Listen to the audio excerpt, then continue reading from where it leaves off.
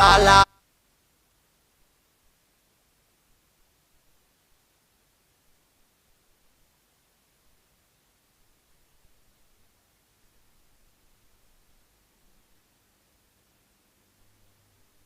Voilà, assalamu alaikum mi hiwroma kala inde mo yettono mi lando si woni fo no jang haray menen kadi meden e jang mi lando si fo woni no jodi wona babira men nenjira men si fo no jang seg iwi donc de waysal mi ngo wana PDG on do be anda warma no Jama TV wonbe ko suudi Jama TV fo be ngacca lay goto wana PDG on wana Grand Souleymana Grand Télé Grand Masi en acca lay goto mabbe anda warma hibbe wonane fi ko télé men Jama TV seg iwi donc e de way trono gol Allah kadi be anda horema hino nawni no wali torne mi Allah yo Allah yaltimbe be arta be kontina golleji mabbe ni parce que ala yelantodo hay goto mum nawnare ala ka yelantodo goddo nawnare parce que ko Allah ko nawnare e mayde e faatu e ko mayde e nawnare ko non jelondirta haray ko non wonta mais non yo Allah ndikki wonbe ko bitaji din be arta kan be fuccito e golleji mabbe parce que hay goto yelanta ko wori mum nawnare sen iwi don kadi aren kadi wonna be anda warma hino ko samme daji caabinobe fete ginaaw woni pullo woni soso woni maninka kala ndama woni ko banni adamajo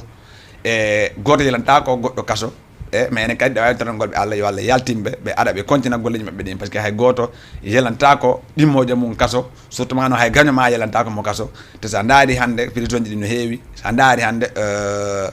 problème ji di no duudi e jama on woni wobbe go hara no naba ton anda ko no nabi dun ton wobbe go hara anda ko honnum e woni dum nabi dun ton sabu honno mo kala mo subal ko jojoda ay mo day ñoge kala ko watta o jodo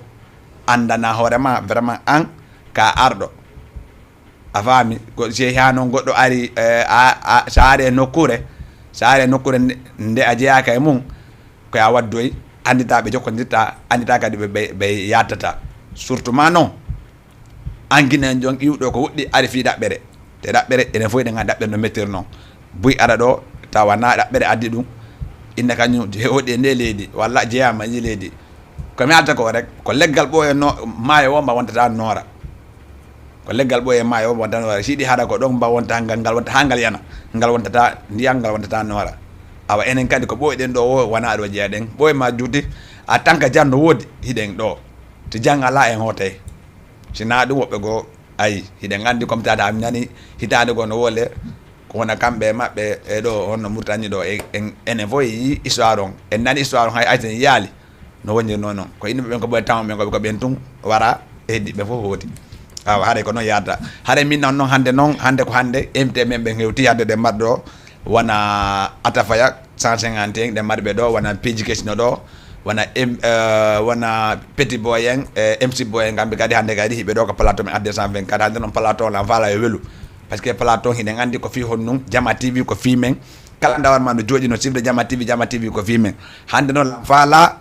PDG anja la fala ngani non aja fikala non affaire nguri la nga aja fikala mais non ala benna pour le ha pare émission ko non aja fikala ngande ko telimile o ila ko telimile ko même taw o telimile no ay grand ça va ya jije lamjo ça va ida jang jam tunkay natia ma yoro la président la téléspectateur ben be hala ka nombo voilà et ce vote sur Thiemzo Pay kun ara mi hiwri ke gido Jama TV fo wombe mo darde e daro yabe après ara fo hiwrama weltanama donc ara comme no Jama on andiri no rek Thiemzo Pay kun andiri ngari do zus fi andintingol Jama on ko sati kon e ko lati kon c'est-à-dire no lati dal donc le 21 septembre aduta sek tagoto tout enen e jije lamzo comme d'habitude quoi voilà mais non est-ce que d'habitude alors wona goto kendade concert e boîte na goto c'est la première fois la wadde min kadi ko Jama on wolata walla ko ka anda won ma grand men garan quelqu'un di waawi no dogo est-ce que wona e goto no anda wa ta wonde goto kadi no anda jije lamzo c'est pas n'importe qui maintenant komi watande Jama on fo da communauté on fo kala wontirbe leydi Sénégal do arayno noddita duta sek le 21 septembre Jama on ta jabbu sifanede ko feƴƴata ko ñeñande ok ala benn problème hara nani ko woli kon sabe kanko ni 15 Pay kun kon non 15 non ko Pay kun kele yumbira non grand non atti mi atti quoi hare kadi atti nga deuxième invité no way grand ça va mi no way fino fori ida jang nice kay tranquille ka na wa betel mil be nga fe de caméra on to quoi mi no way do toujours aray dal from wara wenga men fono wara 150 wara wenga aray toujours o Jama TV aray toujours wombe men si vous de kade si vous yebe men toujours aray Jama ko prépare programme men wondo arde le 21 septembre aray toujours piji welli won ton e piji kesi toujours kadi Jama on wa hebla dade fi mo ani non piji kesi yom way pay ko no be na ko rak bandi kono ko pay ko don ma nyawle lan 200 ko di 200 nyaade mi hetalde mi ronko met 200 billahi wallahi way kono no mi anda non joni piji kesi welli mi anda joni afani ka no way non anka onon kadi la way no ko don e gemon kono ni gemon ci dandari onon ka c'est la première fois la way ngol ada way wujugol to wujala nga dum ala pour den afani gem dandara tawi ata fay 150 yo wenga men da ko yo wenga wala ko wara wenga nder ton kadi ay ga wara wenga okay 150 jonno est ce que no e gallo me wawa yigol fambe mom ben wala tagge do ngido wonna do ha Keur Massara ari do fi wade ko men jakarlo men fi le 21 septembre douta sek inshallah dum no me wadi préparation mu inshallah sala jabi neñanden Jama on toujours fans jini fop kadi fans di wara wenga di fop e fans di wara wenga ay fans di crazy boy ata fa 150 neñanden haray ko fop ma ko wadi préparation neñande me ara me fotita me wada fa neñande parce que neñande me bonno yay ton bonno yay don menem sikki konto ko labbe wala ko telimir wala ko mam wala konto no do ko pita ga masi ka masi nder ton da wa men goddo konto be dina mo masi do mi wala ki mo de ala ko la 15 est ce que me la wa nan ko wa 15 seda parce que mi fitri manga se wora mi fitri ma ange ma wana ci dudu be da rim sikki on kadi ko gawal won ko mon ka way ko labe lelu ma quoi labe lelu ma wala ko gawal ko lelu ma wala mem na gawal parce que ko sagale woni ko amen donc lelu ma me lamra yaay ok jon me wa est ce que me wa nan ko freestyle mo seda may ok may Seriam mi wawata wiwden haɓata ndeysaan ɓay min ɗo andi ko wonduɓe haɓata ka Seriam mi wawata wiwden sonkata ɓay min ɗo andi ko wonduɓe sonkata kono siko sago an sen haabina yen seedu sabu miijo fiima mo gowo min mi feti miɗo ronki hiwde doole giggol ka feeñi min miɗo ronki hiwde ɓernde giggol ka heeɓi ɓayɗon sonka seeɗani tum wiya on seedi kono balɗe ɗiɗi balɗe tatiɗa yomi ndaruɗa nodda mawɗa inna seeri mi jeeji seeri mi bonnuma mi bonnama joni mi jeeji min siko sago an hay sen abina en seedu sabu miijo fiima mo gowo min mi feeti voilà 15 o vraiment là-bas mati la ngandi non ne nyanden est ce que mais yey 15 no mi wadi ko 15 ne nyanden ko 15 o am me yetta wala ko 15 goddo go me nyanden ko minata fambe ben nyande be motive rek e koko be woni iwde do ko lancement sadi uddutugol datal ko defa ko nyande be wata iwde dum do mais non 15 la wayni ko c'est la première fois ida jawde pojo manda warma ko wana duta tek est ce que no wana duta tek sa jawi sa anda warma so ni a jawi ha buy ka wa wargo so ni wadi est ce que affaire wala dama palan ki de dum doni non Dj Lamzo oui bien sûr c'est la première fois ray wona jawgo lanton nyande mais koko mi andi fi mun seeda ko minata tum fambe ben be motive rek dara ay donc ko heddi ko be accida langi mum ok 15 joni ko no wata wolugo long fi anda ma woni be wallito golma fi wallu ma fala ma yugol ma fi walto golma fi wallu mo musique watta parce que ça ndari aboye gemon te wana hande e fuddida affaire on joni ko no wata pour mo wata hendo golma fi waltoma ko non no wata rugol ha fi hendo ma bon na ko satte wano si jama no dardo gido Jama TV tout et tout be way contact parce que ma artiste bu feƴƴay do en fait si feƴƴi don nini ko min jogi horan ko min nata kon e à part gore be ambe yutirabe bawam be kellanalan nini taw ko min ben takko ko mi woni manager ran ko mi woni tout et tout jodi be way hendo ko ni ma téléphone non woli ni ma téléphone fi wobbe gore woni be extérieur non darden wala wonbe Gambie ha Guinée Bissau be fala wata ko 15 o be wawa no vraiment wawa no dugama ko ley wawa to ko fi awa gollugal mabbe e la wa jonde nambangon e number so wadi 221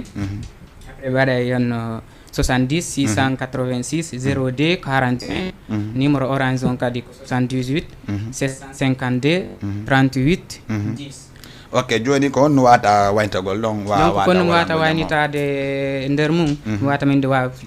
famɓe ɓen fof mi weltani ke mi weltani kadi guiɗo Jama TV haray comme d'habitude det ko noon mi wata yewtirde dal en fait mi ɓeytana ɓe ɗon seeɗa rek ay ka bon kono wana grande ma ko kafal ande wala alfima ko non Imzo no andi ko men nene goto baba goto wana américain kadi ɗandi mo walla fima suba way je sais on Imzo américain walla DJ Mamzo autres andi simini mi contane wana ko kafal Koloban way ko woni DJ Mamzo Imzo o kafal ngal way ko woni Imzo wano américain ɓe fof mom ɓe andi simini mi contane ɓenni ɗo ɓe ɗaɓɓa e Jaga Ndiaye wa est ce que non la andi ɓe motivi leluma o wawa adde ko Jaga Ndiaye wa donc ɓe wawi naɓude Jaga Ndiaye kay parce que maɓe motivi koye télé wonɗa ko en direct wonɗa de komi wowlam habotum famɓe amɓe Jama TV aray ko en direct affaire on dogata est ce que ha komi wiwma wutaki ɓe quoi ala probléme inchallah wala ɓe ok merci beaucoup haray ko enen 15 o wondino ɗo haray nice ka madame ma kota madame kañum ga non voilà c'est bon merci beaucoup ala problème ok way hiɗa andi atta faja 150 kono noon peeji ɗi yarata te ayi 15 o ko kanko yalti ɗo joni est ce que noon a nani ko indi kom andi ne ñanden ko jakarlo face à face teɗa andi ti ɓeɗo ƴeewi ɓeɗo ko kanko no ko timmi Madina way ko timmi Madina onon kadi ko laaɓe ka way non menen ko pita ley miro nder ton kadi ley miro nder ton way ay ka way ok way noon est ce que no hikka tawi DJ Lamzo acci fof ƴetti groupe mon on andi ɓikkere Masara won ɗon o inni sina concert makon on tawetaga c'est la première fois ɗon ƴawde pojo mandano ko pojo jano est ce que mi yeyi hara nane mi woyirugol noon groupe mon so woni mi wawi ɓeyugol ɓe ngal ɗo non ngolɗo o yiye ko Moussa yiide nder Dakar quoi ha no min décidi quoi annane anga woli fi Jaga Ndiaye minen dañande ko bis mi woni yaltinde bis andi ko en direct on abatu ko en direct Jama o te adel ande la ande ko marché wonda o ɗon noon ko Karam Sada woni way c'est vrai kanko adde bis mi adde bis ok way ata faya nawayi ɗe jang nice kay jantum alhamdulillah on cin ara non tadi non ko lawa seeɗa de non ko son jawi ngi rek ay ka ñakkata quoi tu vois non baccita ma yuroɗa téléspectateur bon mbaɗa ko Jama ok way one love big salam big respect wayde mama fop landos mo ɓeno jaam donc ɗon andi toujours ko ata fay alay cariɗin wona ka haala ɗon andi minen wona tappa jokka ko tappa hocca donc la wiri fan son fop landos mo ɓeno e jaam millan e jaam alhamdulillah Allah tawara mo ɓeno e jaam donc big up one love donc ɓe soutenir ɓen kadi toujours ɓe timbe sutene ɗon andi peeji ɗi na ko yombata te aussi petu mon ko no andi way nice ok way ata faya 150 mais yima ɗon c'est la première fois hiɗa invité de Jama TV tete kadi c'est la première fois kadi hiɗa tawede constamment dawarma ko anniversaire concert c'est la première fois no wadde Douta Seck te sa daari ɗo woyi argol anniversaire ja ñaani heewa ha hibba mais no est ce que ngal ɗo mais wawa yigol fansiɓe ata faya 150 oui bien sûr no wawi wonde puisque ɗon andi donc ko tappindi anan ko dogini linguel nguel donc programme ji ɗi na ko yombata quoi puisque ngal ɗo kono préparore ɗa noon ha ƴettirɗa Douta Seck minen kay kono min prépare to ha min addanama fans donc piiji ɗi kadi na ko yombata minen parti amen dal wota huul wota mako joɗiɗa mais noon est ce que kadi wona ata faya woni nouveau marié est ce que wonay ko wonno avant e joni parce que joni ka nouveau marié jogo han way no wawi wonde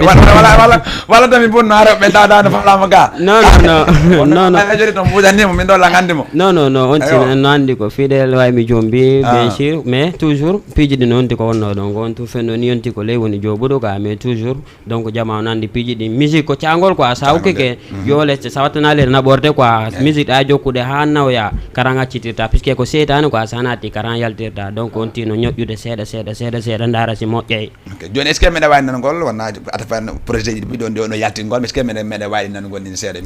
acca may freestyle seeɗa may oui bien sûr meɗen mari projet ji bus ɗannadarema meɗen programme clip aussi meɗen programme album ko waytata noon donc album amen o men réglement amen pari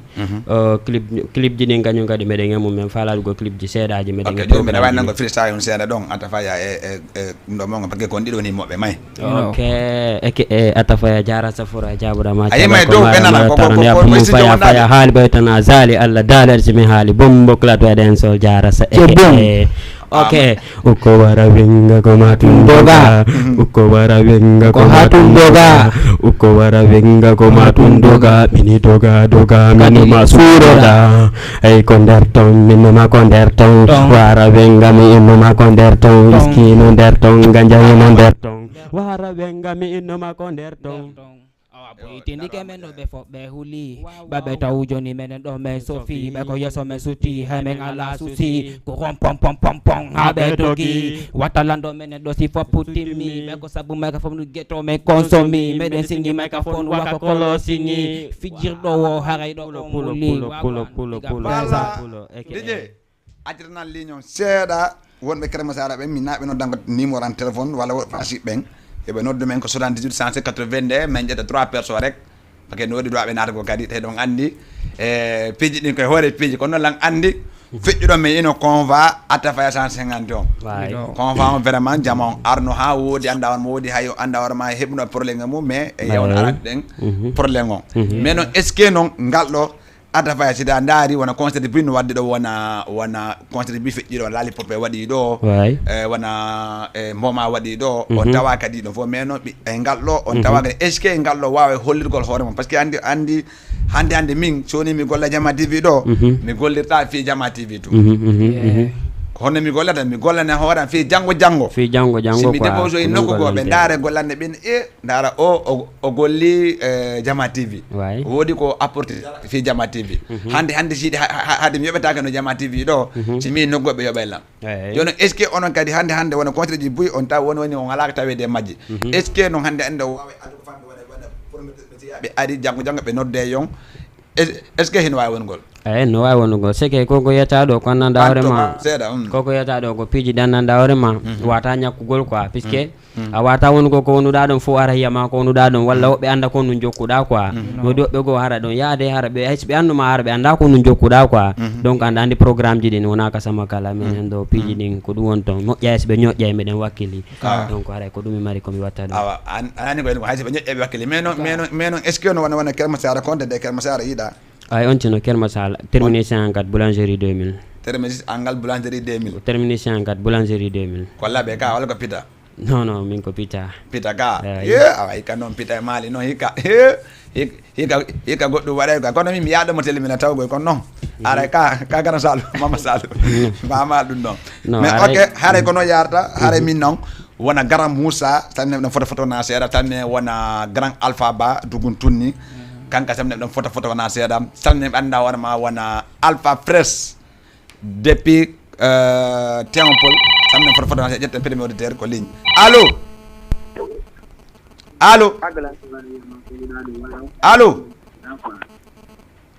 hare kono yaɗo ne Grand depuis Tiampol ɓe fo samne wona sere Madina Hulali Djibi Kosi wona Mama Aïssa Ri3 sanne mo ɗon foto na seeɗa wona nenan Mama Aïssa Ri3 ɓe no lamso menen ka bobora men si isa Allah men nottoma te sa ndaari men wayagole mo ko isa Allah ngallo men nottoma hade kala nenira me badda me wonɓe ndagole ngaccala goto ara jette goɗɗo ko ligne allo hare kono yaade hare nawon pippo men on nodde men ko 78 182 38 ko en direct wona rediffusion tega sakko wona sikkonko ɗum so nodde ha moƴƴa na ɗum so noddi pipi tum ɓe bloqué ni moƴƴi ɗin haɗa hande kadi an waɗa noddugol Jama TV haɗa kono yarda haɗa ƴetta goɗɗo ko ligne kadi allo dara ɓe famɓe mo mi famal ɓe est ce que ɓeɗo komɓe moƴƴata ba taw ko yetta ba walla ko ɗo no yetta ba jala ɗo yetta jalo ɓe to on ɗo ka no min ko bari mi yetta bari ko takko ba on bari o ka wa ok Atafaya nini koye projet hon noon wonda fendo lang projet on ko album quoi on tine programme album donc ko projet ɗon wonti woni mum quoi voilà ƴettemo oui allo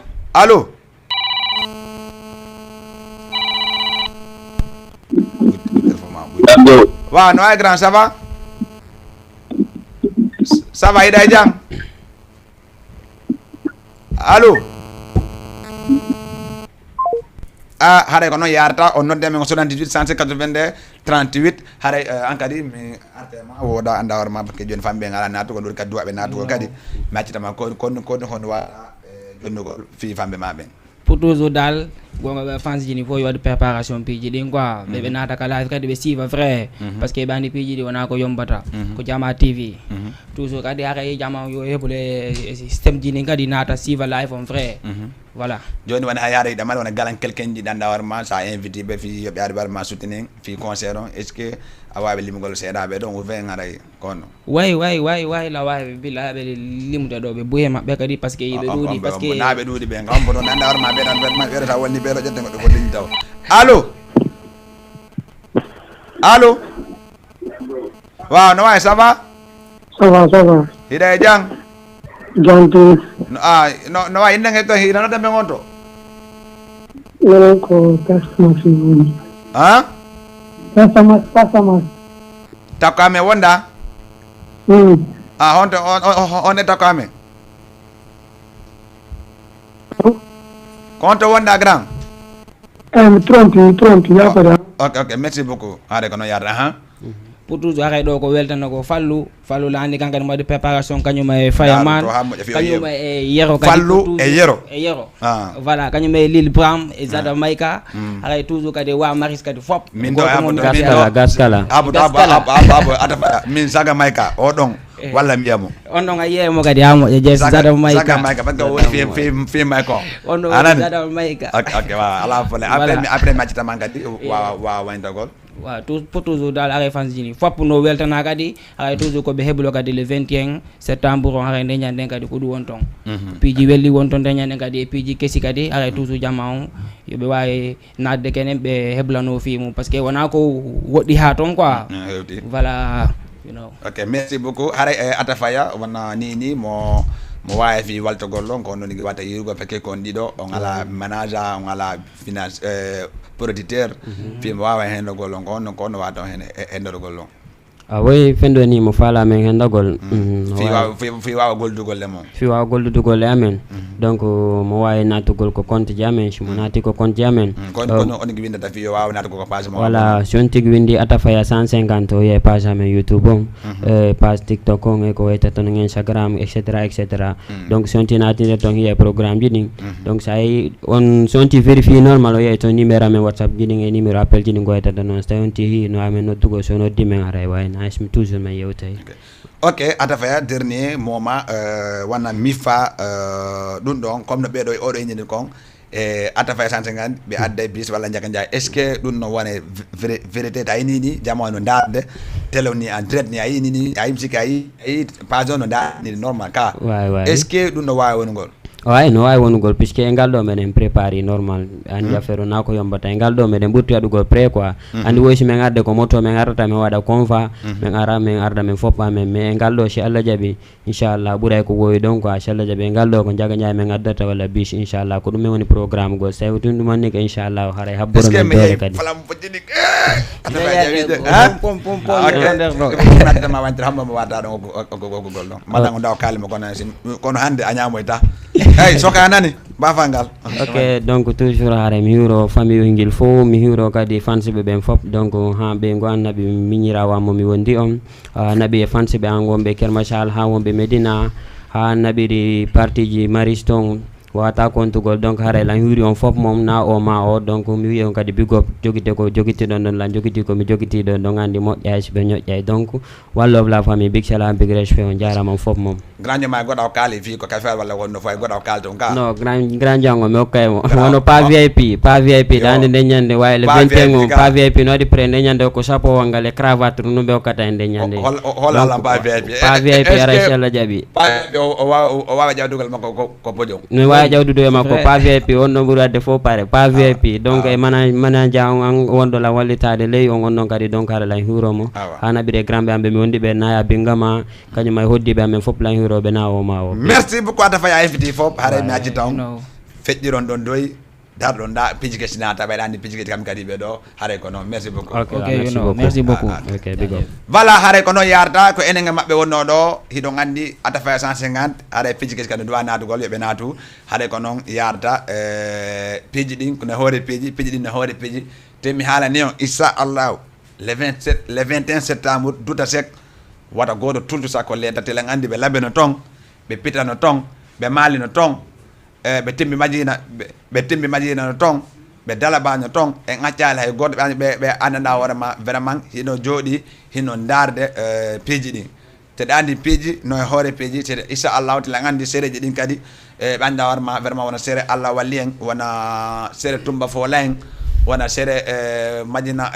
nene goto Thiaroye en wona séré Hadja Binta Bande Colobane e fof en accala e goto haray ko noon yarata haray min noon invité ɓen o min noon ñawla ndesanji ɗi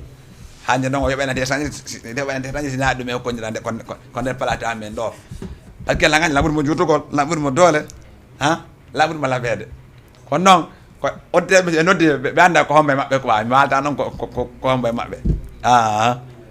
oɗon noon komin esiraɓe oɗon kanko komin esiraɓe quoi oɗon kanko ala benn probléme ko menen timmi Madina noon joni mi gui kundara timmi Madina mi waɗi haray ko noon haray min na wawi esiraɓe no hiɗon e jang way DJ Lamzo no wawi hiɗon e jang ça va alhamdulillah hewte jang meɗen e jang on tardi noon ayde feti tarduma yingi rek lawol ngol feti hande noon gafirama laba de faamu mi accitama yuroɗa mi accitama yuroɗa ok aɗa miɗo e assalamu aleykum Jama TV miɗo hiwro kala wonɗo e darde Jama TV kala ko jooɗori haray ko uso VIP from Piji Kesi iwde timbi Madina gang haray miɗo salmina on fof miɗo inna on joguite ko ɗon ko enen e Jama TV wondi hande way haray ko kanko Piji Kesi e rak bandi non mi wadda ko bakkirani ko en direct wona ni jamon sifude ala ben bon halay partage on waɗon abonné partage on fiyo jamon wawi yigol soutenir ka parce que ko doit que wallitede surtout non wona artiɓe toto ko ɓen hande buyno ɗo e nder Sénégal pay koy no woodi marɓe talent taw ɓe ala moyen walla marɓe talent no wawi musique mais ɓe ala ko wallitoɓe fiya ɓe finance fi no ɓe yaara ko ɗo ɓe hima ha ɓe accitita tawa ɓe yaali nafa e mum te noon ma si ɓe wallitama ɓe ƴaway si ɓe wallitama kamɓe kadi woday arɓe puusi ɓe wawa heɓugol koɓe falaka par ce que enen foof ala mo yiɗa hewtugol wona jandu men ɓen ko hewti ɗon mais noon ko moyen ji ɗin serta mais inchallah moƴƴay haray min nasengoañ naño ɗo assalamu aleykum waleykum salam DJ Lamzo na wayi ɗon e jang jantung alhamdulillah dara ɗo dara iɗanimi kono woni Allah walli lam ɓayla ɓurma juutugo ko non tun Allah wallire lam no bonali après en essayé quoi ɗon bonali naade ko plateau ɗo ko haray lang hiwri fop mo kala inde mum e yettore mum lang andi sen limi tun en faljay kadi quoi haray fop no hiwra kala yimɓe ɓen dal fof koɓe jooɗori haray fopp no hiwra kadi quoi min naɓe ko rahbandi from Piji Kesi iwdi timbi Madina gen kono min kam wawi kun ɗon gen kun ɗon tumi wawi noon miɗon ko noon wawgo gokko gosina kun ɗon goy no mi jannete bonani min jannete ala benda probléme way Piji Kesi hande on hewti ko plateau Jama TV émission adde sans fe gaddi Lamzo hande sila wayni ko c'est la deuxième fois donc arde ɗo min ko mode wadde jakarlo mais noon ɗum ɗa ko fi wallum art musique ko honno musique o woniri hande noon en ari wallum promotion on wallum publicité andade hoorema ko sati ko no laati wona en tant que Piji Kesi on tawnama événement on ƴawi wona concert uji buyɗo wona concert uji anda hoorema onon e Habibou on ƴawiɗo concert uji anda hoorema onon e Ceerno Mamadou mi on ƴawi puƴoji buy est ce que noon ko feƴƴi kon e ngalɗo wawongol gotum no andi ñalande be sayi mum quoi andi kala hunde nde yiiɗa kañum e fewndare mum nen ko ɗum wata yadde ɗo haray ko ñalande DJ Lamzo ñalande men na DJ Lamzo eyo Lamzo kanko nde innitira kono haray ko haaju men en fou kala ɓiɗɗo pullo ko woniri ko ñalande makko en tant que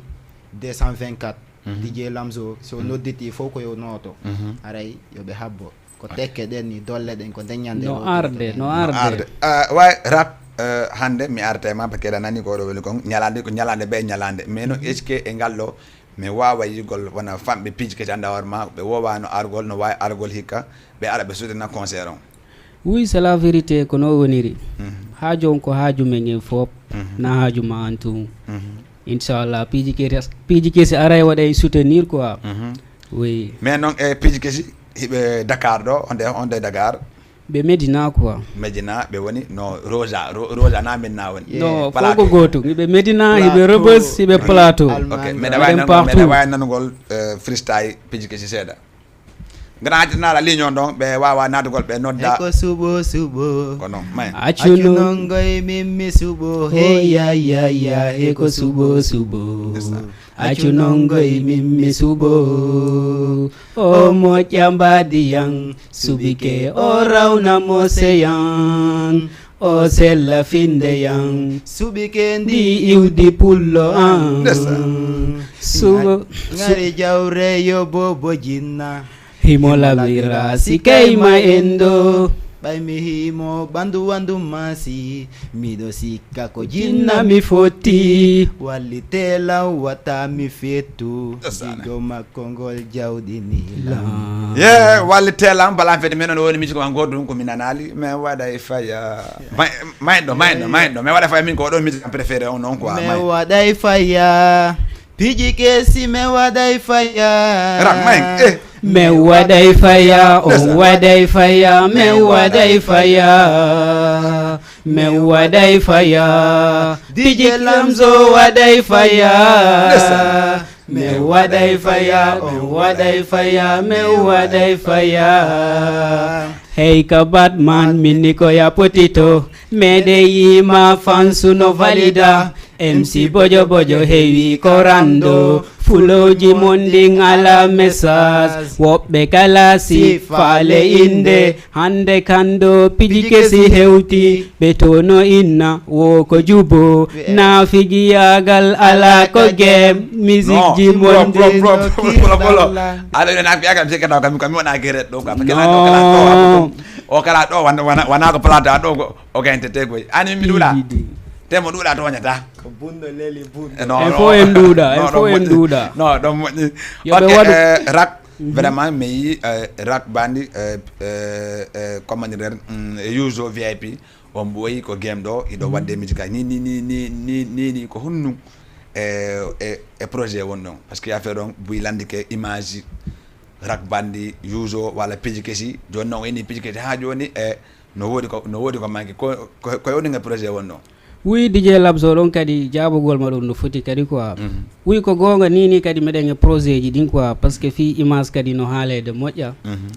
ɗon kadi ko gonga ni kadi meɗen e projet ji clip ji ɗin projet ji go kadi no defa ni kono rottaka taw yoɓe habbo tun inchallah ɓe yiyay ko luttete fillede ok uso sa daari wona ni wona piji kesi tiɗa daari min lawo e waɗgol événement boîte de nuit teɗa andi boîte de nuit simi invité lan andi no woyi hewgol mais sa daari wona concert e anndanɗa hoore ma a waɗani leader goñon leader jo anndanɗa hoore ma wona ay taali goɗɗo laggine adduɗa ga a daari a tawi woni ɓe Sénégal ɓen ɗo tun teɗa andi ni siko woni ko boîte waɗɗa hay ma invité ali no wawi argo par ce que ko amgol innuɗa mais noon hannde ani so woni a waɗi conseil manja hoore ma vraiment ko local ɓe par exemple har national local ko wonɓe nde Sénégal ba ko an himo wata innugol fansuji ma on hiɗa mari hunde kaari o wawno ko est ce que jamma wawa e notogol ɗen ok avant tout taw mi weltantoma an DJ Lamzo fii ko waɗɗa kon par ce que ko ɗum ɗo holli hiɗon sentiri artiste ɓe wonɓe Sénégal ɓen quoi andi ɗum ɗo si tawi wawɓe amma walla ɓurɓe ma woɓɓe si ari tawtima e ko wonɗa wadde kon haray artiste ɓe ɓuyi weltoto par ce que hande koko organise uɗa ɗo concert ɗa invita nouveau génération ɗuɗuɓe ko ɗo wawi présentade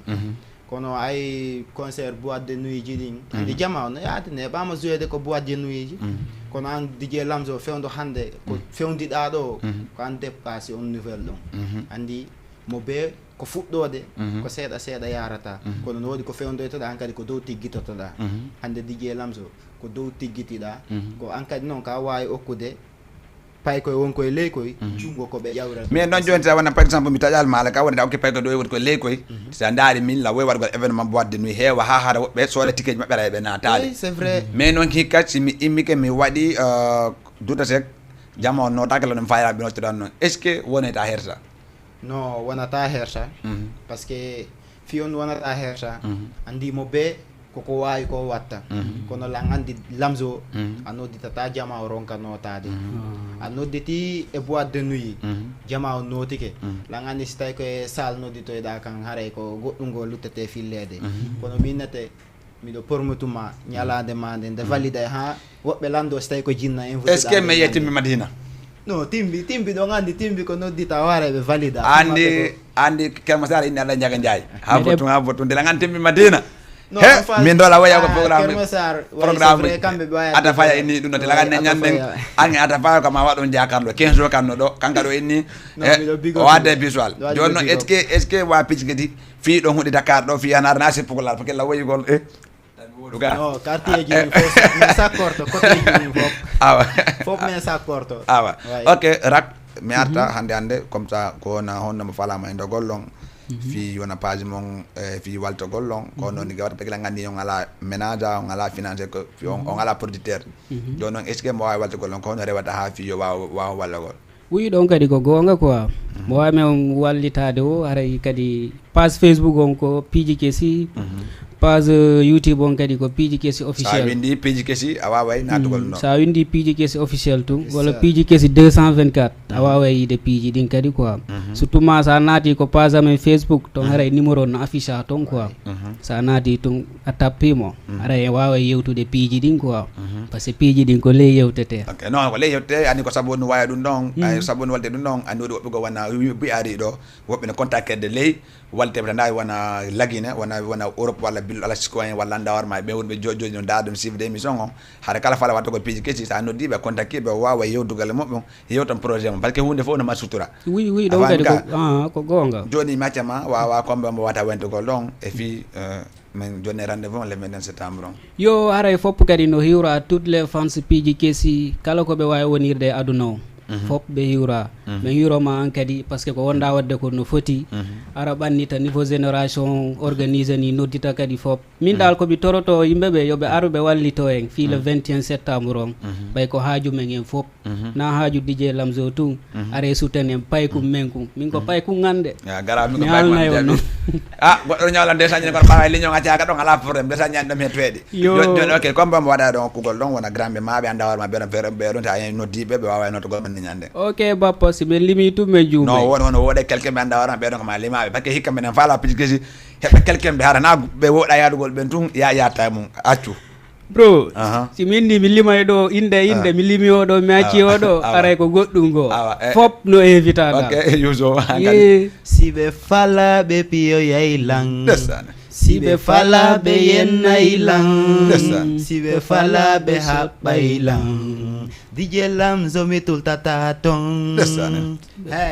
aray ko user VIP from Piiji Kesi inde timbi Madina gang aray miɗo salmina on fof miɗo weltani fof kadi weltani DJ Lamzo ko invité Piiji Kesi ka Jama TV ɗo fi ñalande makko nden le 21 septembre aray meɗen habbiti fof ɗum ko honto watta ko duta sek ko anduɗen ɗon ɗon andi noon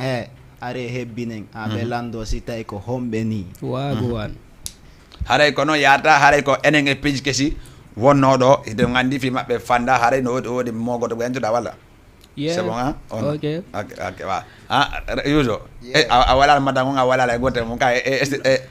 siraɓe an non fof ino hiwra fof dédicace grand jang honno grand jang grand petrama honno inete ibro mo nene an ko mi nawanoma enveloppe an e madame on a faami ka haray ko noon yaɗade merci beaucoup min accitaw lawol ok haray ko noon haray maydare en publicité DJ Lamzo ko Jama TV anniversaire on arten kadi e woɓɓe kadi ɗe ɗo gandi fiji ɗin kono Jama TV avec vous jour après jour.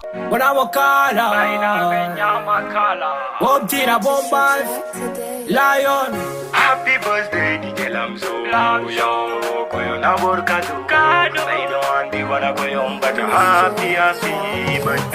Salam la famille, retenez bien une seule date à retenir, direction le 21 septembre, ok, maison de la culture du dessert, anniversaire DJ Lamzo, Jama TV, artiste invité, bébé Aïcha, la reine du Mamaya.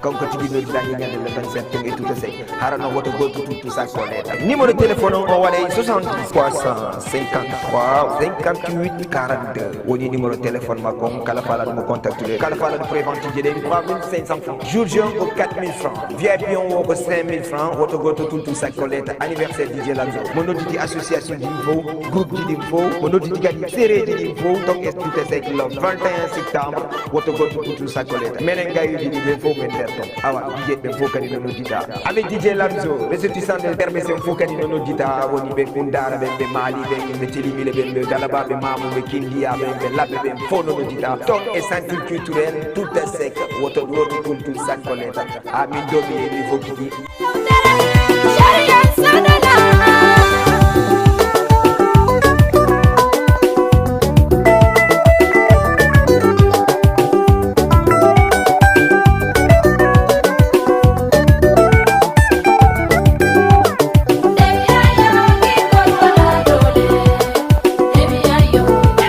Voilà, hare kono yarda hare wi publicité on le 21 septembre duta sek o yi enen pitch kesi wonno joni ko kambe yatti do joni tela ngandi non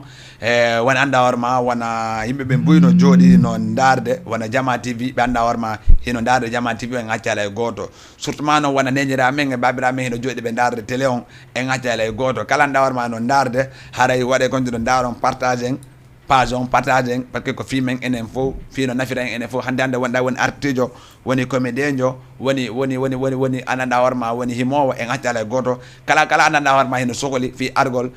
sutena Jama TV wala sutena enen wonbe gollugol gaben en accala goto hare ko no yarda hare na min non invité mebbe hewti do goddo non la bur mo jotugo ko non ko burde la jotugo le mi atto yoro gol taw DJ to no ani so dagema assalamu alaikum ki no way alaykum salam ida jang mide jang alhamdulillah mali wora ka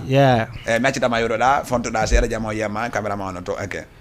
avant tout hara miɗo hiwro Jama TV fop wa Jama TV fop hiwro famɓe a wonɓe sifde men fop mi yejjitali hay goto par ce que ko atti ko ɓenta wo ɓenta bodde sinde faala jande nde suudu donc hara miɗo weltani Jama TV fop weltani an DJ Lamzo e futtuɓe men ɗo ɓe weltani kadi wonɓe masifde ɓen fop mi accale goto mi accata parango ha yesso ok voilà haray ko kanko ina nenta wala do kam MC Boy 224 ko min tigi MC Boy 224 iwdi mali kon non MC Boy ɗuuɗi non la o question ma mi aɗon question non MC ji ɗin ɗuuɗi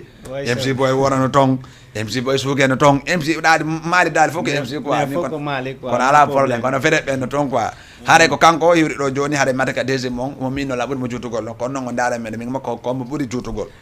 so ɓuuri mo juutugol tun o kelan 200 ɓuuri mo juutugol o kem 100 francs haare ko noon minama assalamu aleykum no wayi hiɗa jang petit boy alhamdulillah hiɗa jang no welde sabana alhamdulillah a waɗayde ko keɓɓirno fiyo me yeeso ngo walla ko ayo ɗo yiide wala on ajoni mbeydi mettu non mi yi joni maccitama yuroɗa ok assalamu aleykum harala wuro fo accala e goto quoi milan yuro to Jama TV moƴƴa quoi parce que nini petit boy kala ka yaari no wiide ka woni no joni santerre parce que ari Jama on ɓurɓe dararan da on tigi ko santerre quoi mais on tigi no jarno moƴƴa quoi si wona seeɗa kadi quoi parce que vidéo amen on Jama on kiifude mo moƴƴa noon kadi quoi parce que on tigi kala ka yaari iɓe haaldala mum quoi ok joni noon petit boy mi arta e ma wonata ndaari wona groupement on on joodiki ha ɓooyi o hari o yaltinaɗi single keso walla ndawarma e haccinaɗi single kede o wawiɗi motivagol o noon Jama o yiita on e hakkude scène walla goɗɗungo kon noon waɗi ɗum ɗon non andi ko golle ɗe woni ala yaɗude ni quoi sa yimɓe si ɓe jokkodiri ha tawi ɓe warama nanede ɓe faamu quoi nder ton haray moylol quoi milla wawi gollude mais hara waɗano waɗi pause a faami mais ɗum noon fof kadi en simple mais fof kadi meɗen wontidani hen ha so tawi men haɓɓo kadi quoi Jama on ɗo kadi famde men haɓa ñande fini weeti o minen ɗiɗo meɗen wondi a faami piiji ɗin fof kala min komi yaltini ɗo ko kanko mi jonata libira a faami par ce que déjà lamaɗo single jewɗi ɗi min tun ɗi mi yimi mi yaltinali a faami mais tuma mi yaltinta wo ko kanko mi jonnata kanko wata jonde Jama on quoi a faami Jama on ɗo a famde menen ɗiɗo min MC Boy 224 min a ɓaali tu vois ok way MC Boy ayi comme ton Jama on no cricutute ɓe na vraiment petit ko jooɗi ka wi mi anati mi acci daali ɓe waɗi yugol on hay boîte ɗo hima walla e concert ɗo hima e ngal ɗo yeeha o motivique o wawi argol fi e waddu émission anda warma fi concert on le 21 septembre est ce que ɗum ɗon waɗata on minimiser walla hande hoorema o woni wonnoɓe jokkogol ɓen est ce que ɓe wawi jokkotogol on donc yewɗuɗa kon mi ara mi jaɓanama donc parce que donc woni souvent parce que min hay min tigui ko commentaire an simi publie ɓe commentaire lan ɓe landola MC Boy ko fi honnu exemple mais ala nande aŋe ɗimmoje ma on heɓu probléme walla ko honno waɗi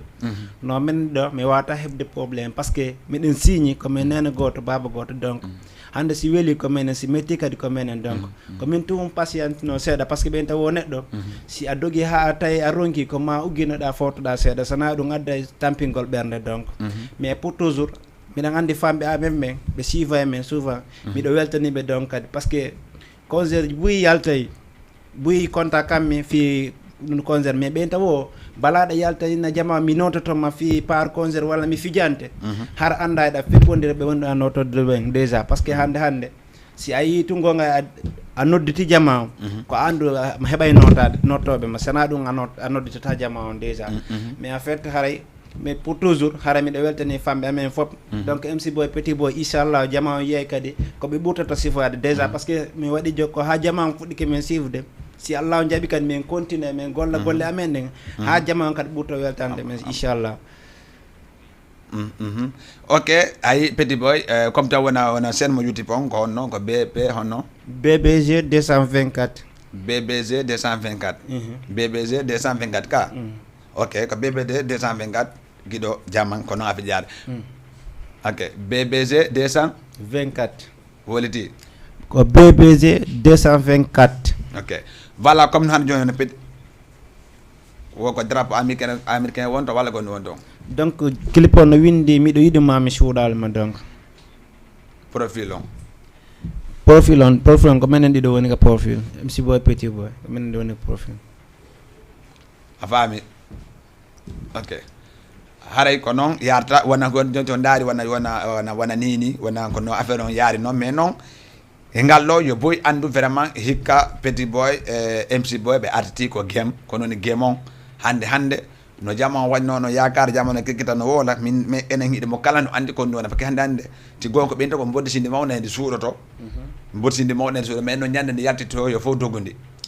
kono dogundi yo fof andude jandi hande kala mo ndi ƴakki o on digui maayi walla kala mo ndi suti o on digui dogay mais non est ce que mi wawa yigol on buy no andi Petit Boy MC Boy yeehi ha ɓe ɓooyi ɓe yaltinali est ce que ngalloje mi yi Petit Boy MC Boy conseil Douta Seck est ce que mi wawa andi ko est ce que ko kamɓe ni donc hande ɓe anda ɓen anda déjà mais an Lamzo a neeɓi suivde men donc ɓen taw o annan ɗo hande way c'est sûr si tawi woni ko ndiyanɗan ɗan rewtade ilol majjan ɗan si Allah on jaaɓi mais manquita ɗum ɗon par ce que hande menen min neeɓi suivede min neeɓi par ce que hande événement ko honɗum addete tawi minen découragé événement ji ɗin hande par ce que événement no hokka doole artiste mais donc hande siɗa faala avance ude a faala avance ude a golla e ley concert ñande fini weto e sama no hokka doole par ce que wo sa yi wo gongaya ko concert ɗo jama on no hokka jama on doole hokkaɓe andede o chef de mais so tawi golle maɗe no manque tum haray ko soñdia wonoyta a yawa notoɗa concert ji ha jama o innama non o no notade concert ji souvent miɗa yiɗema concert mais min ala yidde golle makko ɗen ko honno woni important musique balaɗa yaa ko jama hara jama o innama hino kaari har a desini ka ɓerde ma hin c'est sûr mi golla e jama o fopp yiyammi ko honno woni ngol gollugol a wona e ley golla ɗaɓɓa ɓattiɓe ma ɓe hokkama doole fiya yaaru yeeso par ce que ha hande ɗen ande en fof ko en fulɓe Fouta en fof ko mawɓe maɓɓe yewta en piiji buy fino heɓira doole kono gomirɗa golle maɗen sa gomiri noon musique ma pour toujours a yaara yeeso déjà min ko ɗum ɗon moom ok Petit MC Boy vraiment piiji ɗin ko noon yarata hunde kala nde jokkadande gommude so woni andi a gommata nde hetto ɓaawo par ce que ko noon ne a bonde mbuɗima e 0 hannde sa golli hunde ko a wakkile fiya heɓɓe hoore mum ko noon a fiɗi yaade haare accitana ligne on seeɗa wa Grand Dakar ɓeɗo ko wa Grand Dakar ni teɗa andi wa Grand Dakar ko maɓe naata mais noon wona Petit Boy wona hanke sa daari wona enen min DJ Lamzo hiɗe lawoy waɗgol anniversaire boîte de nuit fof anda vraiment heewa ha hibawi min hoora mi hula mais noon est ce que no e ngalɗo mi waway mi acciri ɗum ɗo min accumi waɗa artiste invité tum parce que sa waɗi soirée ɗum noon hiɗuɗo kala faala ɗo ara ama hoota mais noon hikka mi waɗi concert est ce que hikka mi waway yigol no mi wowi yirgol noon walla si ɓuuray noon ok min ko mo wata wiide jama on fop no ɓe woyarde noon yiɓe ardu ɓuuri noon quoi mo wata wiide par ce que hande artiste kala heɓuɗo doole ɗo kala marɗo doole kala ƴawɗo centre jonɗo sénégal ɗo en tant que 224 kala heɓuɗo doole a faami ko onon ƴawni fof quoi a faami ka si tawi mo ɓe waɗali añanedi comme ça no law noon ɗo na boîte ni ko concert ni ko artiste tun en fotora artiste ko fof ala théâtre ala yimowo quoi artiste ko artiste tun quoi a faami min komo wata wiide mo ɓe côté ka woniri koye wakkilo publia wola kadi mais non est ce que non ko palima est ce que non durete ka ino yajiri tawi ko mboma to wa hebbingol durete est ce que Mali MC Boy de andi Grand Dakar ñatal fo no est ce que me wawa yigol groupe mo gon no way nuttugo jam andawar ma vraiment kala yidde boy na beedo ko no noddibe non min ko mi toroto Allah parce que mi anda ko hon Allah moyata quoi mais non e bawgal Allah si tawi Allah no newni si tawi Allah no newni a faami min komi toroto Allah be koye noto on tigi moom waɗay ka berka wawi kon quoi invité payle mum nen foof telera andi men quoi ana ande foɗoɗuɗen a faami no mi yarayno ka boîte noon mi faala mi heɓa courage min ɓuura noon quoi a faami par ce que ɗo déjà to boîte e sal na gotum quoi ay ka yoɓata ko na gotum ka yoɓata ka sal ko ay ka yoɓata ka boîte bokka quoi a faami min ko minata koye Allah newnu tawna en hara kadi kono moƴƴiri kadi quoi ka teguɗa ko hara nin sali jama on kadi hiya kadi hoore mum quoi kala santere do kala yowɗo wakkilo min almin tunde a faami kala santere jo wonɗo oɗon ko santere wakkilo golla quoi hara sa ƴawi fansuma on woni fansuma wona fansuma fo kellante quoi par ce que sa waɗi ka weeli na fansuma tun kellante sa waɗi ka weeli fop kellante a faami min ko minda kala santere jo yawaɗu ka weeli ya notama vien hewa ɓuuri ka wowno hewde kon fo no andi DJ Lamzo no mari payle mom min naɗa mari mawɓe mais pay koyɗa mari noon quoi a faami déjà no andi noon a faami andi noon jaga minga mako min jippotoɗo joni koy koko ilala way tawini mala ɓuuri mo juutugo majjala ngar wale mais ala fennat probléme non ok joni mi ko paalima ka joni est ce que mbiɗa waynangol freestyle single ji lay lan single do single kesi di won ɗon préparé est ce que mbiɗa waynangol ɗum ɗo may way min lawa may nayi ɗo mari may aja yem si yaangen noon taw yeso ko laaki yo no kono may rek petit boy udi mooli komin tigi ni singal dita firtu nani miɗo yiɗuma holo nani bungule joɗede ko mi mori singal dita firtu nani miɗo yiɗuma holo nani bungule joɗede ko mi mori mi jinday mi yango fi mawno jari ko mi yango bebi purwata yango kaberde nga wontino lando ko fi mawmi minanata si be sonki kanopi yawmi minanata ko fi mawmi me jentata ko fi mawmi minanata na banka falada na banka anduda don debo buratama voilà haray Mali nane ka mena min o musique an gotum ko welo lang e musique aji moni andi hombo premier clip mo ngon wacci do wadi gollo may ngodo okay aman an kamo gine hey kanjiwo mido yiduma ga bernde mi waduma aman an kamo gine hey kanjiwo mido yiduma ga bernde mi waduma kami jodi wo ko antu mi mijoto simi wali ke ko antu mi ka gido angon ko antu mi yanganto no ay no odo yani ande mi yan no empty ojo ko mi tawno jibongi moderi mi taytu min ma mo jalbi min do mi siki ko rolayni tunde mi buzani mo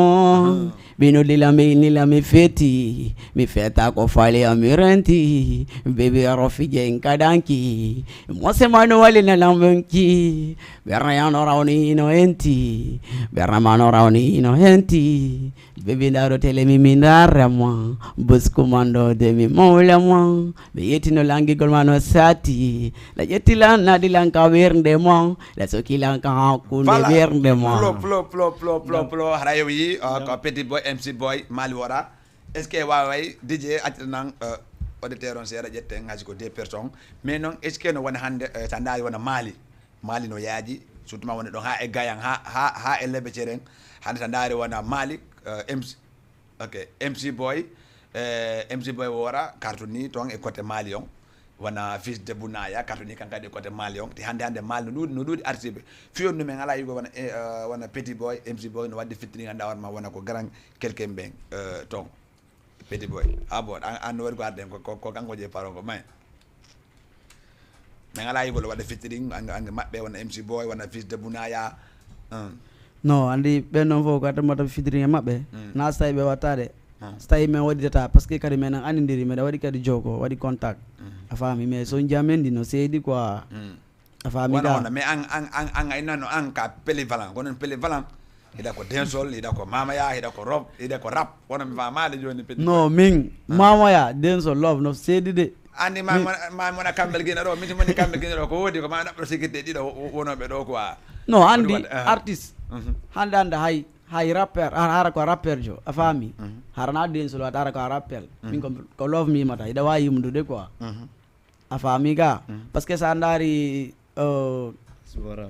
esvorap kañum e ɓeyan ɗo on amna gaz hay tel sa hay sa daari tum sommaɓe on hatta gaza ka yimi kon no seedi quoi a faami ka mais hatta fo yaada quoi parce que ɗa wawi tegude bit rek yima ka fa law ka message ka studio mi wawama regirande quoi a faami ka non min salakide e manam mi waɗa dal contact ha ton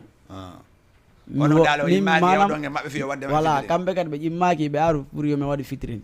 mais noon ɗuɗuɓe min no wi mi waɗi fitrine a faami ka mais noon on tigi harno waɗi pause quoi par ce que on tigi no golludede ni la mari son jewde mais mi ala yaltinde hay fus taw quoi a faami ka par ce que gollugol tun kadi yaltina anda ore binde anda ƴawri jolti non kadi ko bonnugol kalisi quoi ɗurete accitali image aɗa no heddi par ce que musique on mi lawayni koko mi himi musique on aɗa wona mi himo anda ko min par ce que wonade ala image sino mari image kala ƴetta musique de ko kaalijo de mi yen himmi o musique ɗo ko ɗum waɗi kala musique ko watton wakkilo ɗen sa heeɓi single ji tati ko kattirem single ma wakkilo heɓa image quoi parce que image on min da santere fo de ok MC Boy mi arta kadi ma wona ande hoorema mo falamo waltogol on wona chaîne mo YouTube on fi abonné walla fi honno kono onigre watta ha wawa famude gollemo ok DJ Lamzo donc vraiment mi weltike moƴƴa donc parce que hande buy shiva min kasena men torti Allah balla e men heɓu ɓuuri noon donc parce que handande si a naati fi abonnegal page amen on ka Facebook donc ka Facebook am parce que déjà Facebook amen quoi e ko BBG 224 donc so a windi BBG a waɗa be ɗiɗi waɗa C parce que wonama kala wata famde ɗon déjà beji ɗiɗi C voilà après waɗa 224 a faami donc non kadi woni ni ka YouTube amen donc page am YouTube natugo rek déjà donc kadi si tawi woni ɓe wawale on tino wawi windude exemple si ko vidéo on dirto e falande parce que siɗa libre de vidéo donc tournaɗo e walerde ɗum ɗon ni wona an accitatama ka page ma en fopp ɗen andi ɗum ɗon ko tournuɗo ɗon bonon caméra on librantamamo ka page ma déjà mais si tawi a windi par ce que hande YouTube simi naati mi windi walerde ɗum ɗo si tawi mi yiya simi windi tun délégation affaire on feeña déjà sa windi tun miɗo yiɗuma mi suuɗalim donc fopp nande vidéo ngo présente toma tinna donc hara meɗen tori famɓe amen ɓen yoɓe suive men ɓe winda BBG 224 ka Facebook ɓe winda ka TikTok ɓe winda ka YouTube donc toujours ɓe wallita men pour toujours piiji ɓuyɓe yiya joni wona joni kadi on wona ménage a producteur on ala ɗum ɗon wona fittantan mo falama alko fi on golludema ko est ce que ko honnon go on go wawata hendorgol ko dakkiji moni wawa heddugol e mon fi yewdugol e mon en fait donc voilà non ko fi golludugol min siko sago a gonta femme parce que ande yamde yimɓeɓe moylol quoi goɗɗo wiyata ɗo wallata ɗo tawara ko soñjete woni quoi ko ɗani no hunde fof no wodi sabu quoi ino mari protégé non la andi non quoi femme mais sa daari artiste ji ɓe hewɓe afa ɓe no fof fayda ɓe ala ménagére hewɓe janduɓe kadi no ɗo andi ménagére e portiteur na goto portiteur ko ƴetto mbuuɗi financement fiya waɗi image ji ma fiya waɗi goɗɗum ko ménagère ko liggantoɗo ma concert ji ɗanɗa warma ɗi duwaɗa ƴewgol e tourné ji ɗanɗa warma ko kanko duwa immanugol ma ɗum ɗon andi boy kadi anda fi ɗum ɗon ɗum ɗon no seeɗi goy lan andi ɗum ɗon ko ɗiɗi quoi a faami mais min sago an o min siko tawi ko sago an faami ni mi gollane hoore an quoi taw tum ni tuma jama o hi tawi lan asiri a faami so tawi golle ɗen hi no feewi sa ari hara woode bete ka haallen quoi mais sa ari tawi golle ɗen no ɓoyli seeɗa pour toujours hara koye haalo ha ronka hara ɗon no satti quoi a faami min de mi inata yo haru finance nalan ɗum ɗo walla wannalan ɗum ɗo walla okkalan ɗum ɗo a faami tawa hara komi gollata ko no laaɓi quoi hara kala ka nanɗa dal a jonne big up ka ala innugol oɗo ko fansuma walla na fansuma ko ɗum nane min ni golle si tawi laɓama fof kellante so tawi noon kani kadi ɓe bakodirɗaɓen ko ɓen noon kellanayma min noon hara ko ɓen noon añuma kadi par ce que sa waɗi hande ka labaka goɗɗo kellanima tawi labaka ko on noon woni hiiɗama a faami par ce que la wawi yaltinde ɗo hunde joni simi yaltini tawi labaka kellanilan mais ɓata courage de ok manta no labba walla no kaani ok joni haare men nandi ko yiɗa ko ɓe kela gandi kala hunde watta ko haare koma hoolaɗa hunde waɗande fiyo jama on contact wawa yewdugal mum ɗon fof min faami ko joni mi arta MC Boy gon wata wayno togol fi le 21 septembre est ce que mi wawa yigol nono Grand Dakar no mobilisagol wona ñaartali wona anda warma vraiment wonnaɓe anda warma wownoɓe argol ko événement min est ce que mi wawa yigol ɓe ɗon événement o mi accitama woda ko wolla après wayntuɗa a fait donc haray ko atti konta miɗo weltani jama on fop inchallah miɗen desini ko ɓerda men le 21 septembre yombata e côté o amen BBG donc par ce que hande minen ɓe inata woɓe ko ɗo inna yombatata ko 2 personnes à 3 personnes oui c'est vrai mais ɓayno andi hande na fimi promoteur ɓen fof ɓe ara toon neñami mais en lamzo ɗo andi men déjà par ce que hande sa calculé MC Boy Petit Boy wona hande min kono na andi min lang andi on kono andi min na mi andi hande min lamdo min ne ñanden haaju an concert on ko honnu MC Boy an on ari soñi mon kalama indeji mo windama min lamdo yata alan ton ko yeta alan ton ko honni woni ko no mari den heure nde halde den den are den heure a faami heure nodde ɗon den ƴawo waɗon somo ngon holliron gandal mon ngal ƴawon jippo ɗon son feƴƴi janggo mum min noddan téléphone min non ko honno ni joni noon kala ando waɗama waɗi approché anda hoore ma vraiment addi public anda hoore ma vraiment jama on holli kaarijo de naadi ɓe ɗo nombre ɓe ɗo on ko noddeɗo téléphone on tigui ara ɗo mi wadde makko ɗo émission ɗo wooda ko jonna anda hoorema vraiment o enveloppe ɗo ko kanko jeeyi kadi irde no hoore makko inna vraiment ko ɗum ɗo jonna fof ɓanda vraiment ko ɗum ɗo jonna parce que haaju dañi ande wotere ok vraiment mi nani ko yewtuɗa kom e hande donc min pour toujours sa yi hande fayde min ɗuuɗa jettirgol concert ji wona si min ñakko fans par ce que hande min MC Boy tigui hara mi wadde ɗum parpaga min ɓe hara ko boite mi fokkiti heewa tawi ko jokkimi mais no woodi hunde wotere par ce que hande wo sa yi wo hoore towi ko guiɗe ɓanti donc wosi neɗɗo noon hande no siwona guiɗe ɓantike no e ngal bakke laari ɗum ɗo dudda ko kaɗon ɗo ko dudda ɗum nasama kala non wona sama kala par ce que hande minen andi donc DJ Bouy lando concert par ce que hande Bouy min Bouy contact kayla landolam MC Boy fi honnum concert waɗa e Sénégal a contacta ɗum ɗo producteur ɓe adda ɓe artiste ɓe yoɓe azette ka concert min noon ko min nodduma goy donc l'arde ma quoi l'arde ma non andi Petit Boy andi ko mi adama ko woni gollon min ko min noddi on habre are tawa ɗon concert na wona noddila mais exemple faami kay anta noon kadi woni ha noddama fiya ar bokka mum andu an a wawa e ɓeya déjà min MC Boy miɗo arde ma par ce que hande min an lamzo ande DJ lamzo ande ko garo Allah woni déjà gollidi kadi miɗen andi ittir nafa ko nafɗa min kom andande ɓe enta wo hina en ɗo ɗa invité men minen andun ko suudu amen kadi wonde siminima ko suudu amen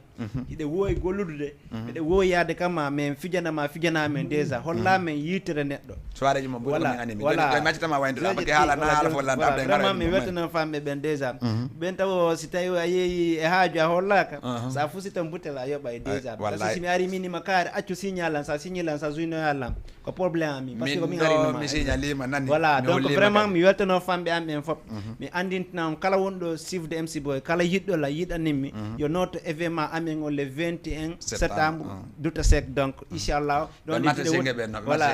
voilà donc ɓe maliyemɓe ɗen ɓe matte ɓe ko gollata ɗon donc marché marché ngeloɓe gonga musano toon oɗo mo anduma moƴƴa ɓe marché ngeloɓe eɓe bennatal ɓen eɓe ñartali ɓen Moussa. e ɓe ka ray ɓen ɓe fof andi hiɓe ko invita Moussa. donc parce que donc minen artiste o ɓuyi minen déjà parce que artiste no ɗuuɗi ɓuyi ka côté amen toon mais ɓe fof haray ɓe holla concert on noddita kadi andon ko DJ jo amen jano nder Sénégal parce que minen ko men tadi andi maale kundar fof goɗɗum gaɗa gani mbiye ko mo inchallah ko toon non mais accita grand ɓe ɗiɗo awkata e goɗɗo ko kafeare ko ñawteɗa ɗon cigarette ɗon awkatamo ka donc mi okkata déjà aray ko jiɓe ɓurɓe weldiɓe an ɓen déjà min ɓaɗiɗande menen min ɓawa rewɓe ɓen déjà donc avant tout miɗo weltani mariam ba on ko gueƴewawa jooɗi deuxiéme miɗo weltani aissa donc on noon kadi haray toujours troisiéme la weltani amzo tk par ce que donc peetiwga men amzo noon ne ñande walla mi yiide makko nani ne ñande o jaɓe ko podium ko wonnon ɗon a faami donc ala probléme mariama kerma sara voilà ɓedde boy an kadi ko noon wadde waddegol long e ko woni ko miijida landagol ma wola kono gannini taw ayi eron yoni noon kono ɗo non min ñawtudu woni ɗo jom ɗo haala nayi juutu quoi ala laaɓe ala kindi amul min ko fop mi en fi laggine fop sénégal o kadi fop kala nan ɗo émission on a faami hi kadi ka wonɗa publicité kon jama koni publicité kon fof koye notoma mo wata wiide quoi par ce que landel maali tum si noodi kam a jalata quoi ko maali mi woɗi de télé ko maali woɗɗan kadi walla ko maali woɗi voilà si maali tum noodi kam an tun a jalata a faami jama on ɗo no kirkotude ɓe laga allam do fiyonno photo MC boy pede boy nga waɗa inde min aboy wattu doy ala ngardema na atmu te bala mi dadi ɗum ɗo mi wala ma gatta mi wala ma mi dadi ko baytu euro yoni a faami ko ɗum ɗo waɗi mais joni yiiɗa maale ɗum est ce que mi ye conva ji moto ɗin conva fo no andi min ko moto mi jogiti tela andi groupe an on kadi fo ko moto jogiti faami min dal lan euro fo waccala e goto quoi ok merci beaucoup haare mi taƴal maɗa merci beaucoup haɗa ko no yadade min noon kadi e mardi prochain émission ji goo invité ɓe goo haɗay g haɗay merci beaucoup kala ndawarma rayba aslem rayba fof e gaccala e goto grand souleymana e gaccala e goto télé wuuri e gaccala e goto grand wuuri e gaccala e goto haɗay merci beaucoup jarama e mardi prochain e émission ji goo kadi kono yata wallof